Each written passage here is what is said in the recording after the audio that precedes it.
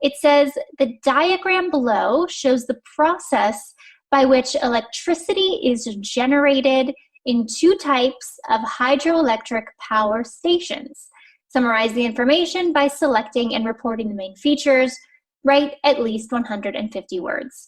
Now here you see the topic is a bit more complicated and the idea is different. So here we have two processes instead of just one overarching process with stages.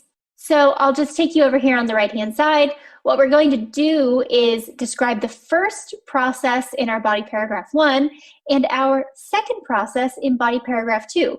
That's really the only thing that will change in this case, but we just have to be a bit more analytical when we look at these two processes. So basically what I'm going to do first, I'm going to look at this traditional hydroelectric plant, this smaller one. I'm going to look at this first just because it's smaller and it makes more sense for me to approach this first. And I want to understand how it's different from this hydroelectric power. So let's just go ahead and read. We see number 1 is intake, 2 is turbine, 3 is power. So the step is 1, 2, and 3. Here in hydroelectric power, we see 1, for a run of river plant, water flowing downhill is diverted from the river into a new channel. Then we see 2, water flow turns turbine blades. Number 3, turbines turn the generators. Number 4, transmission lines conduct electricity. And then number 5, water flows back into the river. So you'll notice that with the traditional hydroelectric plant, we do not have steps 4 and 5. So in general, there's a lot more detail given for the hydroelectric power. And the main thing we want to look at is these 3 stages in a traditional plant versus 5 stages of a hydroelectric power plant. So let's just make a couple of notes for us just to make sure we're on the same page. If we look at process 1, which is the traditional hydroelectric plant, I'm going to say it's 3 stages. I'm going to talk about how the water rises and then it's high enough to go in an intake pipe, because that is exactly what we see here. So I'm looking right from the left, seeing that it goes into an intake pipe. Then it enters, the water flows into a turbine chamber, the blades rotate, and then electricity is generated.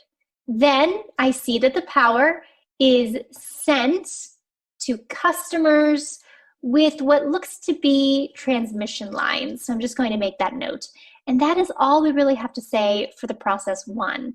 Now process 2, I'm going to say has 5 stages, and I'm going to talk about how water, which looks to be going downhill, goes into turbine blades. Then I'm going to talk about how water is channeled away from the path down into a pipe. So I'm going to say water goes to a pipe down the hill. Then it looks like it enters here, this building. So I'm going to say once it's in the building, the water causes the turbine blades again to rotate. This produces electricity.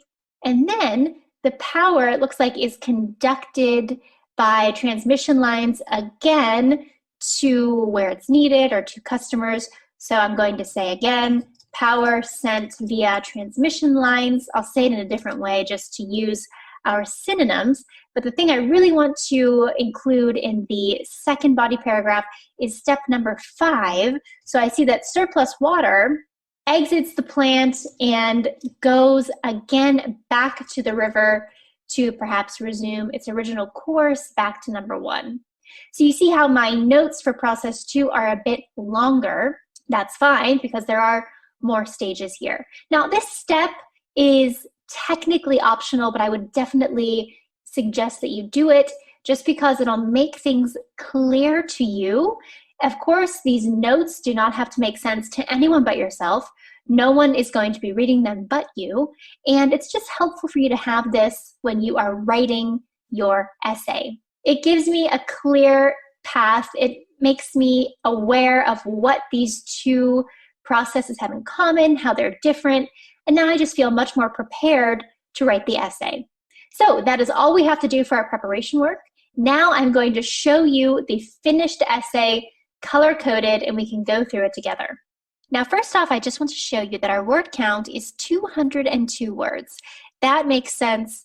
When it comes to two processes, it's actually easier to get your word count up to where it needs to be. We had a lot to include in this case, so the 202 words definitely fulfills the 150 word minimum, so that's great. And keep a note about these color-coded words. The blue shows synonyms and topic vocabulary, the green, useful vocabulary and phrases, and the red, important functional words. So let's read it together, and I will stop for important things. We'll start here. The diagram compares the process by which electricity is generated in two types of hydroelectric power stations. Overall, electricity produced by a traditional hydroelectric plant is produced in 3 stages, as opposed to in 5 stages at a run-of-river hydroelectric plant. Now, I've emboldened the passive phrases, which again, we really have to pay attention to our passives here. So electricity is generated, electricity produced by shows a very clear passive. In this case, we have shown who is doing the activity or what is doing the activity. Then the red, we have important functional words. Overall is great when talking about general themes, and as opposed to is a great linking phrase to show two contrasting ideas. Then run-of-river hydroelectric plant is topic vocabulary, which we saw right here in number 1. Now just keep in mind that I still used the diagram, however I said it compares the process, and in the prompt it said shows the process, and of course by which electricity is generated is still what we see in the prompt. It isn't as easy to think of synonyms for this, but still note that we changed it up a bit. Now, if you look at our body paragraph 1, remember we're looking at the traditional plant. So it says, in a traditional hydroelectric power plant, river water rises behind a dam until it is sufficiently high enough to enter an intake pipe near the top. And here we see it. Once it enters, the water flows down into a much lower turbine chamber, whereupon it causes the machine's blades to rotate, thus generating electricity.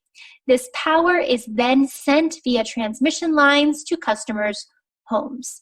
Now again, our words in blue are very specific to this type of prompt, and I knew it was river water just because of this phrase here and the other process diagram, so really use this to your advantage. I've emboldened this because it is the active, so it's the difference between active and passive like we looked at earlier in this video. So the river water rises behind a dam. Again, this is just from outside knowledge and vocabulary. For our useful vocabulary and phrases, I have some sequencing here. So I have once and then. So this shows the order, what happens, and then what happens as a process. And whereupon is another great functional word. It basically is a way to say where something happens. Again, I see water flows down, that is active, and then this power is then sent. Again, we don't know what exactly is sending it, so it is the passive. Let's take a look at our body paragraph 2. On the other hand, in a run-of-river hydroelectric plant, the natural flow of the water running downhill is harnessed to turn the turbine blades. Initially, water is channeled away from the water's primary path down a pipe into a turbine building further down the hill that we see right here. Upon entering the building, the water causes turbine blades to rotate, which in turn spins a generator that produces electricity. This power is then conducted by transmission lines above the plant to where it is needed. Surplus water then exits the plant and rejoins the river to resume its original course. Now here, on the other hand, it is a great functional word to show a contrasting idea, or like we have the second process, initially, upon, then, and then again. These are important sequencing and phrases. And then we've got our synonym and topic vocabulary. Harnessed, again, is a great verb to use for this type of diagram and process. Channeled away is excellent for water, when you see that things are sent in a certain way, down or into the river. Then conducted is a great verb for power, and we also see it here. And then the surplus water, the extra water, flows back into the river. And I assume, as what we see here in the diagram, that it is resuming its original course.